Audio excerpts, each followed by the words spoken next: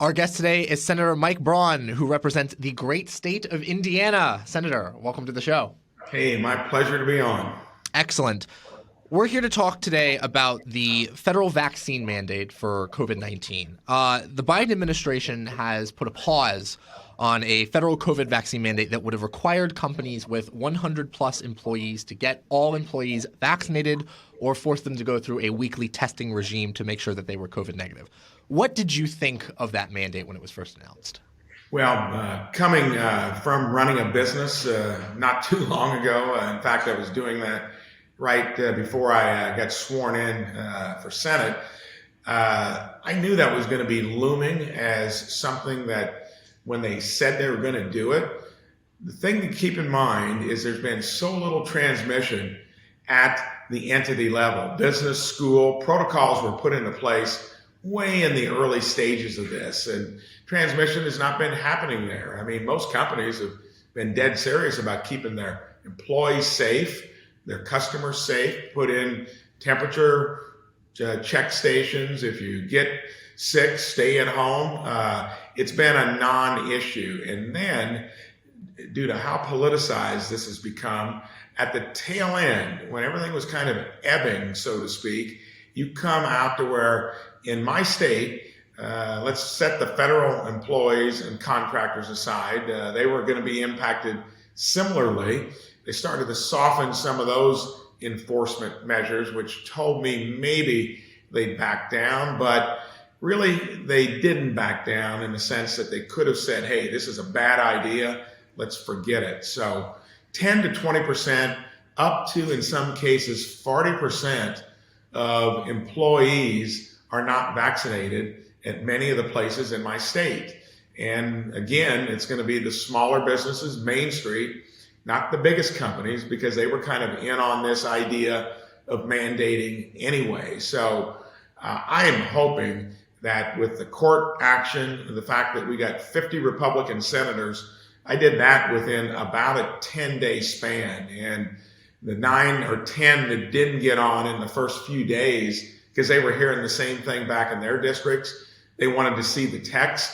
Every one of them came on board to where that time clock is now running. It's about a 20-day minimum period that it has to sit there, go through some procedural stuff, committees, and then every senator, every representative will be taken to a vote on it.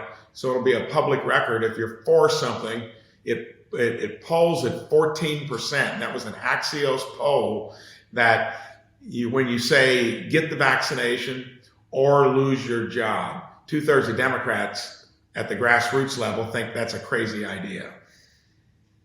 Interesting. Now, I'm sort of interested in your thoughts on some reporting that I've heard from The Hill. So The Hill is reporting that the Biden White House, for the second time in about a month, has encouraged these large businesses to move forward with the coronavirus vaccine mandate, even though it's in legal limbo right now as to whether or not it's going to actually take effect. What are your thoughts on the Biden White House's kind of statements that this is something that they should be doing, these big businesses should be doing? You know, they're really doubling down on it, and I think they just made another classic miscue. It'd be along the lines of the departure from Afghanistan, what they're allowing on the border. I mean, the border, when I ran, immigration, border issues, along with jobs and the economy, ironically, were the two biggest issues driving my campaign. It's happening again for different reasons. So I don't know why they would want to force through something that is so universally rejected as a bad idea. Big companies from the beginning were kind of okay with, and I think liked the fact that the Biden administration came out and was going to make them look better. But that is mostly the biggest of companies. That's not Main Street entities. Like my family business, 3 of my 4 kids run it now. And I was the CEO and CFO of it for 37 years. It was so little for about half the time, it didn't make any difference if you had a title or not.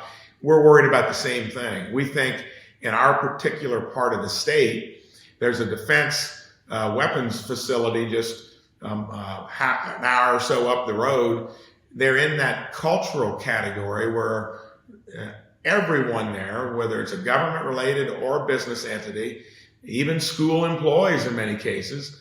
Many just are not comfortable with the vaccine, and you got a large part of your workforce that, who knows what's going to happen if it's pushed. I hope the courts dispense it along with the Congressional Review Act, which is the only formal thing we can do in the Congress, that would maybe get them to still kind of push a little bit for the big companies, but back off, on the rest when you get farther down the road. I do want to really highlight that Congressional Review Act that you've mentioned a couple of times now. Yeah. You and all 49 other Senate Republicans are planning on using this act to try and strike down the mandate for good. Would you be able to explain a little bit more to our listeners what exactly that entails and then what you're hoping to get out of that if it succeeds? Yes, because some people think this is an executive order. It's not. They were very crafty by doing this as a ruling. And as a ruling, they did it, within OSHA. And OSHA has disbanded as well because the Fifth Appellate Court has put a stay on it, and the Sixth is going to actually hear it.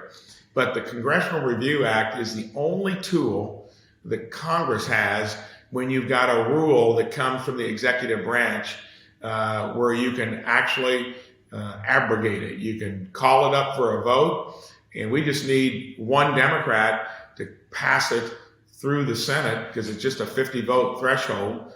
They need the same in the House, and then Biden, he can veto it. We'd have to get a veto override vote, which probably won't happen. Right now, it's a political thing that's going to put all the swing state Democratic senators on record that they're voting for something that 2/3, if not more, of their voters are against, including Democrats. Now, you've mentioned that you need a Democrat to join with you to get this bill passed or to get this act passed. Do you feel as if you will get any support from across the aisle? I've talked to already 5 or 6 of them that said, hey, do you realize this polls at 14%? That means 2/3 of your Democratic supporters don't like the ultimatum. Get the vaccine or lose your job. This has nothing to do with your point of view of the vaccine itself. It's the ultimatum that's tied to it. And every one of them will still be on record. And even if we get 1 or 2, it's unlikely to be signed by Biden, who initiated it. That would be really a kind of a unusual dynamic if all of a sudden, he would not veto it. It would take one of them to just get it out of the Senate, same thing in the House, to his desk for signing. Almost a certainty he would not do that. He'll veto it. So this is mostly about getting them on record and putting them in a place where that, along with the kind of just swelling in opposition to it, all culminates to where they may back off on its full implementation. Gives us more time for the court to kind of work things out. Who knows where they end up with it? They can continue to dig the hole deeper, along with the border and some of these other things that, given us as Republicans, if we can't win with the kind of deplorables that they've dished up, I call it a one-man wrecking crew with Joe Biden, with the things he's done since he's been in there. At some point, they're going to have to say, hey, do we want to continue to go for broke on policies and ideas that probably they think we as Republicans will never undo, or they get it done, then worry about how the voters view it in 2022. I don't know what their calculation is. Now, one of the things that you've mentioned is that this is the Congressional Review Act would be the only act that Congress would be able to do, but we have also talked about how maybe the Supreme Court would be able to deal with this mandate as well. If the Supreme Court is to hear this case, if it does make it all the way up to the Supreme Court, how do you believe they will rule? Well, first of all, we're going to have to go through the Sixth Appellate because it's been chosen to hear the case. Remember, the Fifth Appellate just put the stay on it. So one thing working in our favor in general is this thing can't move forward until the Sixth Appellate Court hears it and rules on it. Let's say that they rule in the same way the Fifth did. The Supreme Court could say, hey, two of our appellate courts have already said, especially if it's with unanimity in the hearing portion of it, they may choose to do nothing. They may let it sit there and say, hey, you can't get anything any better. We don't need to bring it to the Supreme Court. If they think it's important enough for the principal to make a statement long term on these kind of mandates, they'll bring it up and hear it themselves, and then they may return it to the ruling that was given in the Sixth. They may tweak it, but I think if the hearing component, which who knows how long that'll take, some estimate maybe 2 to 3 months, that's going to delay its implementation, number one, and then whether it is going to draw a reaction from the Supreme Court would depend on, I'm guessing, how it goes through with the 3 appellate judges that will rule on it. I got a funny feeling if they rule 3-zip, like the Fifth did to stay it, they may just let it lay with that ruling at the appellate level.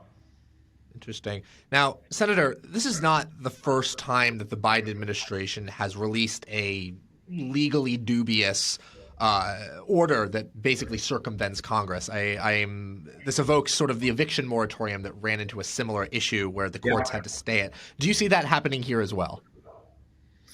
You mean to where I think it has the same kind of dynamic as that, but this is a couple levels or 2 above in terms of just the interest at a grassroots level.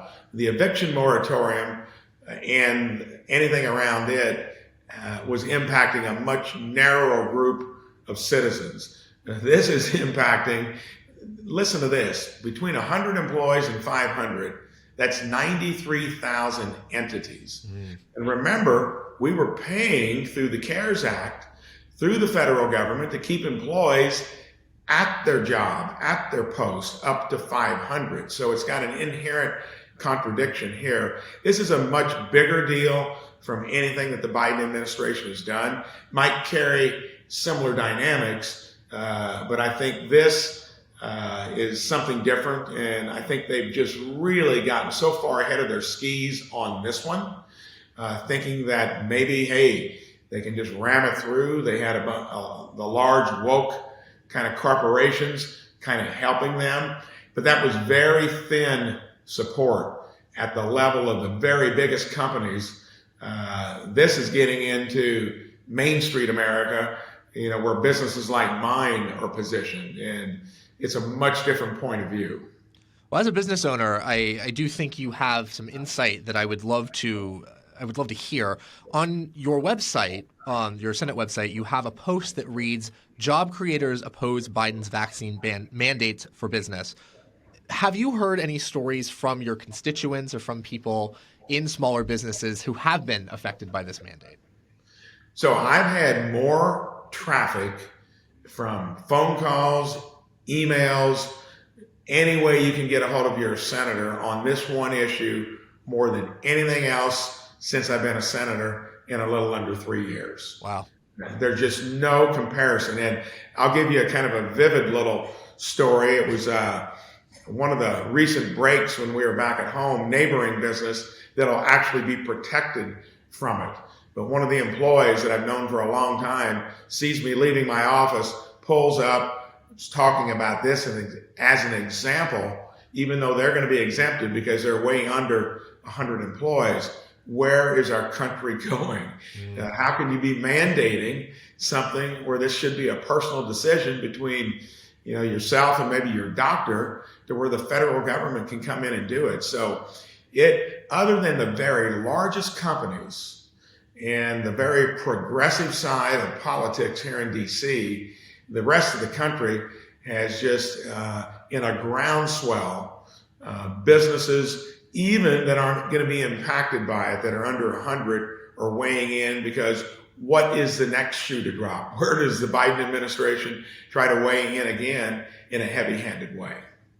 One of the other things that's been affecting a lot of Americans these days is inflation and rampant supply chain issues, one of the causes of which is due to worker shortages. I think you can go across the country and you can see help wanted signs in numerous windows.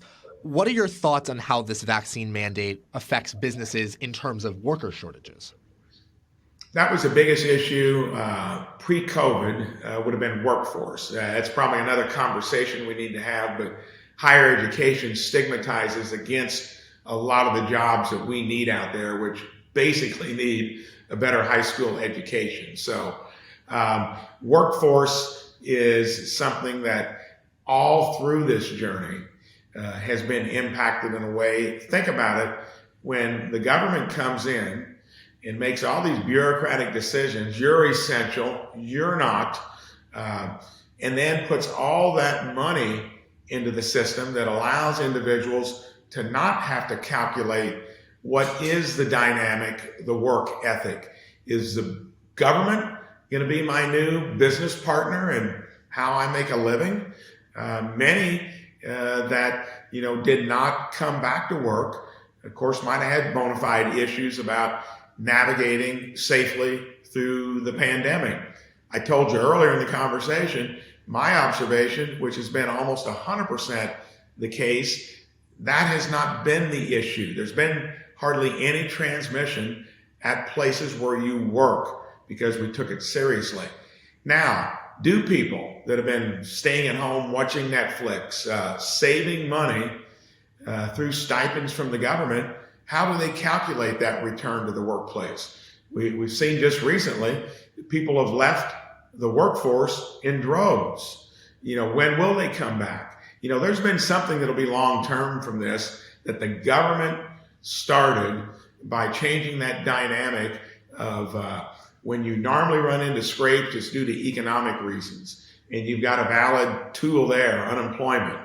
You never have we had this kind of situation where it's been driven so bureaucratically, so politically, and it spent so much money to where who knows what the new work ethic and dynamic between employment and labor is going to be once we get this in some type of the rearview mirror. Another angle that is probably affecting America's recovery from the pandemic is a strange unacceptance of natural immunity from a previous COVID infection as a substitute for vaccination. The U.S. is one of the few countries in the world that does not accept a previous infection from COVID-19 and recovery, of course, as the same or better than a COVID vaccination. How does this impact our recovery, and is there a way that we can maybe match the rest of the world and switch over to that system? Well, the fact that that isn't counted plays on a lot of individuals' minds that why do I need to be forced to have a vaccine when I've had it either asymptomatically or with minor symptoms, and you're not giving it credit. It also begs the question why they've been so muted on the Merck and Pfizer therapeutic pill. It's because they've so bought into, remember, I'd never take the Trump vaccine.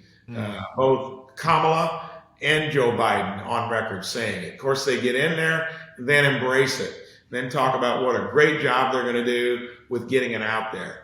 Never being honest, I think, with the American public that it was going to be the sole solution. I mean, we'd be chasing our tail forever with vaccinations only. They're good to have as one leg of a tripod along with therapeutics and prophylactics. They never even wanted to talk about it, but actually that second leg, which is now getting ready to hit the marketplace, I think is going to be probably the most impactful tool of all, because so many of our cases have been disproportionately ravaging those that are very old and very predisposed. And I don't think we did a good enough job in protecting them, number one, tried to shut down the whole economy, number two, and never really was giving a full view of how we live with this thing in the long run. Do you view the politics of how COVID was handled as being a key factor in where we are now? Definitely, because when you buy into stuff that you're doing it with a political motive only, especially when one of your most common phrases is, let's look at the data, let's go with the science. Breakthrough cases that were happening very soon after vaccines were given. Now the need for maybe 2 shots and a boost, all fine, but that's probably not something you can push sustainably in the long run. And to me, that probably took some attention away from, some time and devotion to the effort of getting to me what I think has solved the AIDS crisis. That's not been a vaccine. That's been a combination of therapeutics. Every virus has got a different kind of a personality, a different way to approach it. But when you take a political point of view and push it so hard, I think that hurts in terms of being honest with the American public, a lot of the shutdown policies, all of that. And we'll distill that and debrief it somewhere down the road. It looks like that won't be done in the present. Now, Senator, as we wrap up here, I think we can pretty safely say that you believe that the federal vaccine mandate is not a good solution to getting America on the path to recovery from the pandemic. In that case, what is a good government response to the pandemic? What does recovery look like to you? I think at this stage of the game, most of the things that could have been done differently, we didn't need to spend $4 trillion.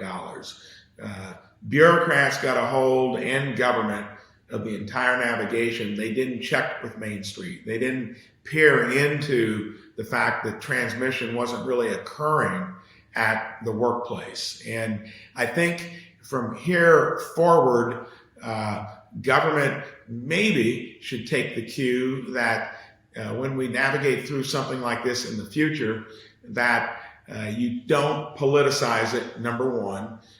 You give more credibility to, I think, who had the most incentive to navigate through this safely, the productive side of the economy, and do not put in such contradictory policies like paying you to stay with your employer, spending tons of money, and then have countervailing, contradictory things that keep getting put out there. So whether that'll be fully acknowledged until there's a change of ownership here in D.C., who knows? But I hope there is an honest debriefing, distillation of it, and government learns from it.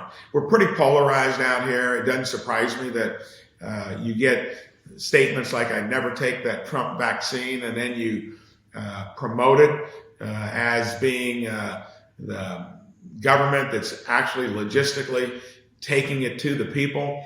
A lot of built-in inherent contradictions. I'd hope that next time, and hopefully there's not a soon next time from it, but that we're honest in terms of the mistakes we made and maybe some of the right moves we made. Excellent. Well, that was Senator Mike Braun, who represents the great state of Indiana. Senator, I very much appreciate you joining us today. Hey, my pleasure.